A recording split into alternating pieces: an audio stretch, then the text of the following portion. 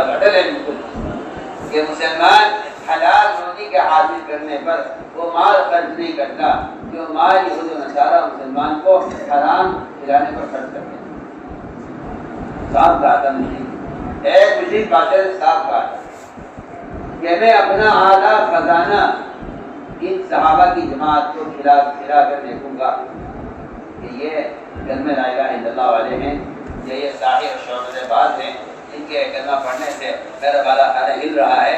میں ان کو مال کھلا کر دیکھوں گا اور مجھے صاف معلوم ہو جائے گا کہ میرا مال ان کے اندر سے ان کو اتنا کھوکھلا کر دے گا.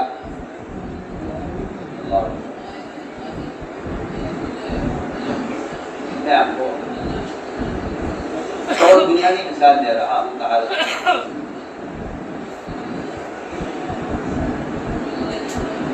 یہ ہمیشہ یہ بات ہوتی ہے، یہ کام ہمیشہ ہوا ہے ہر زمانے میں.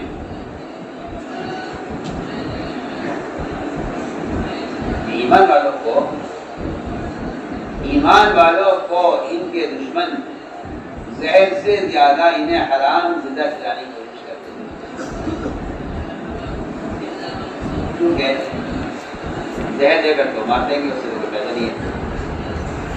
اور تو انہیں حرام غذا کھلا کر میں کیا آپ سے عرض کروں، کفر مسلمان پر اپنی لگام لگا دیتا ہے، اس سے حرام اتار دیتا ہے تو مسلمان پر کفر کی لگام لگ جاتی ہے. میں آپ سے بہت دور بات کرتا ہوں.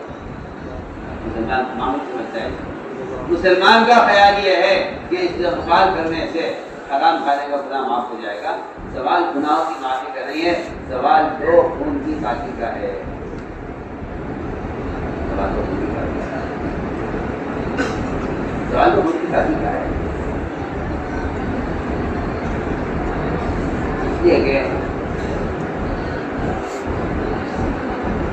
انسان کا بدن عمل کا برتن ہے، انسان کا بدن عمل کا برتن ہے. اگر یہ گندا ہے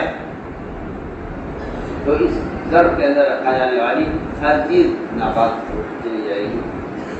فرمایا کہ اپنے برتن کو صاف رکھو. تو میں نے عرض کیا کہ سوال اس بات کا ہے کہ آپ کے حالت سے لقمہ اترا ہے، یہ لقمہ اندر کیا کرے گا؟ آپ دیکھیے، آپ کو خیر ہو جائے یا آپ کے بدن میں دانے نکل آئے. ڈاکٹر پہلا سوال کرتا ہے آپ نے رات کیا کھایا ہے؟ پہلا سوال. آپ کس ڈاکٹر کے پاس لے جائیں، آپ کہیں کہ میرے پیٹ میں درد ہے، مجھے خیر ہو رہی ہے، مجھے میرے بدن میں دانے نکل آئے، ڈاکٹر کا پہلا سوال ہوگا کہ آپ یہ بتائیے کہ رات آپ نے کیا کھایا. تو صاف کہہ دے گا کہ یہ چیز آپ نے غلط کھائی ہے. ایک ڈاکٹر ایک لقمے پر بدن کے ظاہری مرض کو دیکھ کر کہہ دیتا ہے آپ نے غلط چیز کھائی ہے. تو آپ کے اعضاء جب حرام کا ارادہ کرتے ہیں اور آپ کی آنکھ جب حرام کو دیکھنا چاہتی ہے تو آپ کو کیوں خیال آتا ہے کہ میں نے کیا کھایا؟ کیوں خیال آتا ہے؟ کیوں نہیں خیال آتا کہ میں نے کل کیا کھایا ہے؟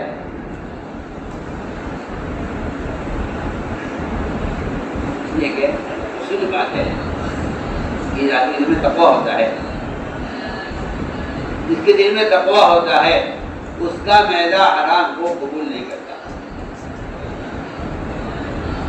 اللہ مجھے معاف فرمائے، جن کے دل میں تقویٰ ختم ہو جاتا ہے حرام میں ختم ہو جاتا ہے. اور اللہ یا کوئی کام اگر اللہ تقی، اس کا مطلب ہی روایت کیا بنتا ہے کہ آدمی غذا اتنی پاکیزہ ہو کہ جو متقی کو بھی ہضم ہو جائے. یہ حدیث کا ٹکڑا ہے جو میں نے عرض کیا ہے، لا یا کوئی کام اگر اللہ تقی، کہ جو آدمی تیرا کھانا کھائے وہ متقی ہو جائے، تیری غذا اتنی حلال ہونی چاہیے. اس آدمی نے غلطی سے اپنی زکات اندھیرے میں ایک زانیہ کو دے دی اور اس مالدار نے اپنی زکات غلطی سے اندھیرے میں ایک چور کو دے دی. اس آدمی نے غلطی سے اپنی زکات کی رقم ایک اندھیرے میں ایک مالدار کو دے دی. اس زکات کے مال نے ان تینوں کی اصلاح کر دی. اس نے زنا سے توبہ کر لی، اس نے چوری سے توبہ کر لی، اور اس مالدار کو جب زکات کا مال دیا گیا تو اس نے خود ہر سال زکات دینے کا فیصلہ کر لیا کہ میں خود زکات نہیں دیتا، حالانکہ مجھے زکات دی جا رہی ہے.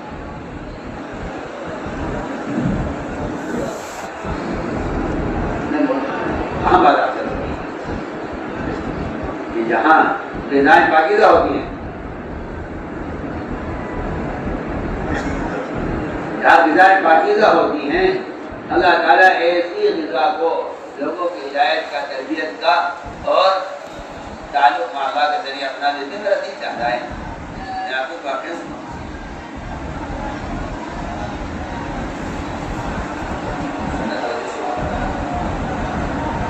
ایک مالدار آتی ہے، مالداروں کا حال یہ ہے، مالداروں کا حال یہ ہے کہ انہیں کافروں کی طرح اپنے مال کے بڑھانے کا تقاضا ہے۔ جبکہ بات واضح ہے حدیث سے کہ مال کو بڑھانے کے لیے حلال کمانے والا بھی، مال کو بڑھانے کے لیے حلال کمانے والا بھی اللہ کی نظر میں اللہ تعالیٰ اس سے سخت ناراض ہے۔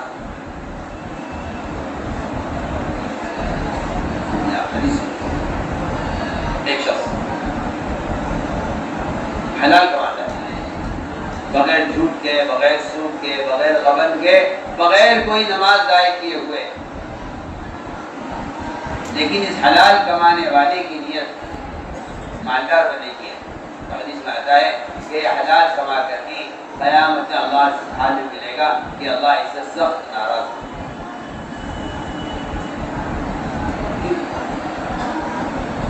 حلال کما رہا، نماز کے ساتھ کما رہا، کسی کو دھوکہ نہیں دے رہا، کسی کا حق نہیں مار رہا، کیا وجہ کیا ہے اللہ کی ناراضگی کی؟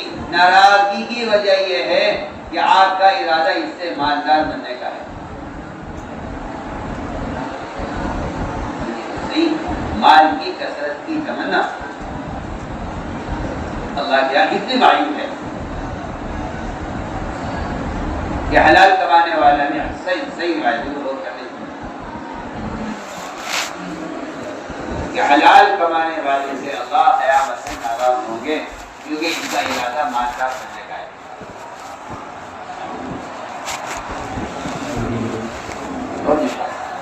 یہ کماتا ہے کہ اس کے ذریعے لوگوں سے سوال کرنے سے بچ جائے، کیونکہ میں سب کہتا ہوں کہ جتنے بھی فضائل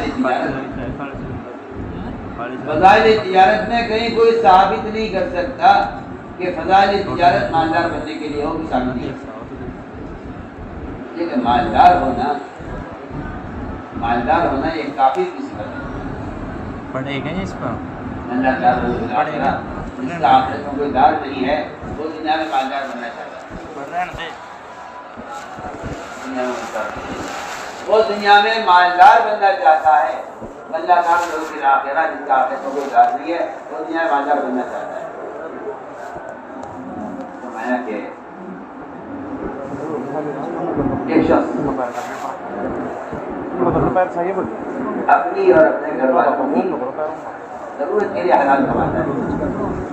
اسی حدیث کا اگلا حصہ یہ ہے کہ جو آدمی اپنے گھر والوں کی ضرورت کے لیے کماتا ہے وہ اللہ سے اس حال میں ملے گا کہ اس کا چہرہ چاند کی طرح چمک رہا ہوگا۔ اس لیے یہ نہیں فرمایا کہ جو آدمی حرام کمائے گا یا سود کھائے گا اس سے اللہ سے ناراض ہوگا۔ یہی وجہ ہے کہ ابو دردہ فرماتے رضی اللہ تعالیٰ کہ مجھے یہ بات پسند نہیں ہے کہ میری دکان مسجد کا قریب ہو اور میں روزانہ 300 اشرفیاں سونے کی نفع کی کماؤں جو مال سے مجھے نفع حاصل ہوا ہے، اور یہ 300 کی 300 اشرفیاں میں اللہ کے راستے میں خرچ کرتا ہوں، اپنے اوپر ایک پیسہ بھی خرچ نہ کروں، تب بھی مجھے بات پسند نہیں ہے کہ میری دکان مسجد کے قریب ہو۔ اب تو آج زمانے میں دیکھیں گے کہ لوگ اپنی دکانیں گندوں سے اٹھا کر مسجد کے قریب لے آتے ہیں، جبکہ مزیدار بات یہ ہے کہ حدیث نے فرمایا کہ اپنے گھروں کو مسجد سے دور رکھو، اپنے گھروں کو مسجد سے دور رکھو۔ سننے کی بات ہے، بہت کام کی بات ہے۔ اپنے گھروں کو مسجد سے دور رکھو۔ ہمارے جیسے سیدھے لوگ وہی سمجھتے ہیں کہ بھئی وہ حدیث نے فرمایا کہ گھر کو مسجد سے دور رکھو تاکہ وہاں سے آدم